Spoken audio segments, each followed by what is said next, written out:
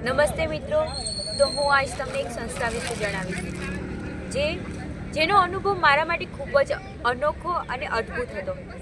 આવી શાળા તો મેં ક્યારેય જ નહીં જોઈ હોય. આ શાળાનું નામ હતું ધરવાડી.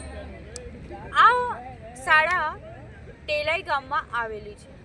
આ શાળાનો અનુભવ તો મને એટલો અનોખો લાગ્યો કે ત્યાંના વિદ્યાર્થીઓ આટલા અનુશાસનમાં રહી શકે મને વિશ્વાસ જ નહોતો. કારણ કે અત્યારની શાળામાં તો તમે જોયું જ હશે કે વિદ્યાર્થીઓ કેટલા ગેરવ્યવહાર અને શિક્ષકોને કેટલું પણ બોલી જતા હોય છે. પણ આ શાળામાં પોતાની શાળાનો સાફ સફાઈ એવી ઘણી એવી પ્રવૃત્તિઓ ખુદ જ કરતા. શિક્ષકોને કંઈ ધ્યાન જ ન આપવું પડતું. અને એવી શાળા અલગ અલગ ક્લાસરૂમ નહીં, એક જ રૂમમાં 1 થી 8 સુધી વિદ્યાર્થીઓ સાથે જ ભણતા હતા. એવું તો મેં ક્યારે શાળા નહીં જોયું. તમને ખબર છે, આવી શાળાનો અનુભવ તમારે જરૂરથી કરવો જ જોઈએ.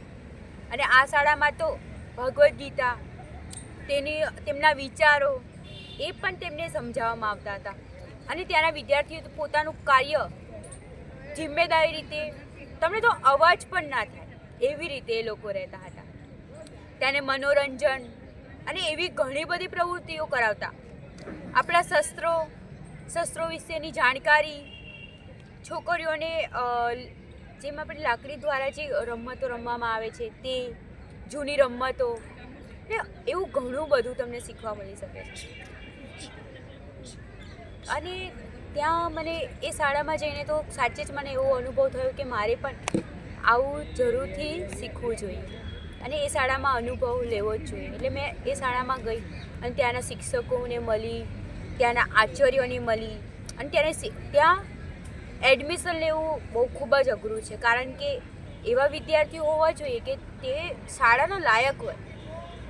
એમ તો એવું એમને નથી જાણતા કે બાળક કેવું છે, ક્યાંથી આવ્યું છે, એવું નથી જોતા. ત્યાં મતભેદ નથી થતો.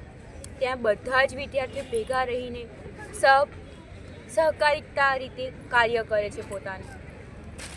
અને ત્યાં 1 થી 12 સુધી અભ્યાસ કરવામાં આવે છે.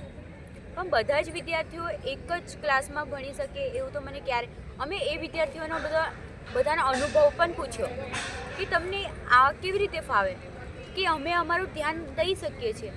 તો આપણે આપણું ધ્યાન દેવું એ પણ જરૂરી છે.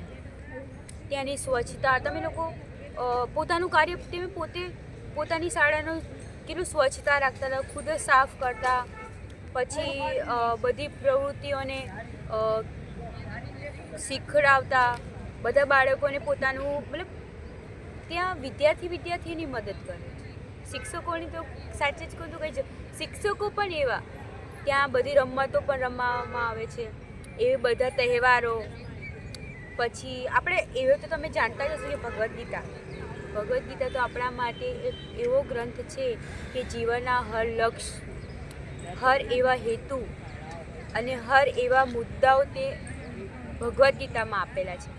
હર એક સોલ્યુશન છે ભગવદ્ ગીતા. તો તમે જાણતા જ હશો. તેવી જ આ સંસ્થામાં ભગવદ્ ગીતા, મહાભારત અને એવા શબ્દો કૃષ્ણ ભગવાનના બોલેલા તે તેમનો અનુભવ સાથે જ વિદ્યાર્થીઓને સમજાવે છે. તો આ શાળાનો તમે જરૂરથી આ સંસ્થાનો અનુભવ તમારે લેવો જ જોઈએ અને જવું પણ જોઈએ. અને તમારા બાળકોને પણ આ સંસ્થામાં જરૂરથી તમારે મૂકવા જોઈએ અભ્યાસ કરવા માટે. તો ચાલો આગલા વિડીયોમાં આપણે મળીએ. નમસ્તે, રાધે રાધે.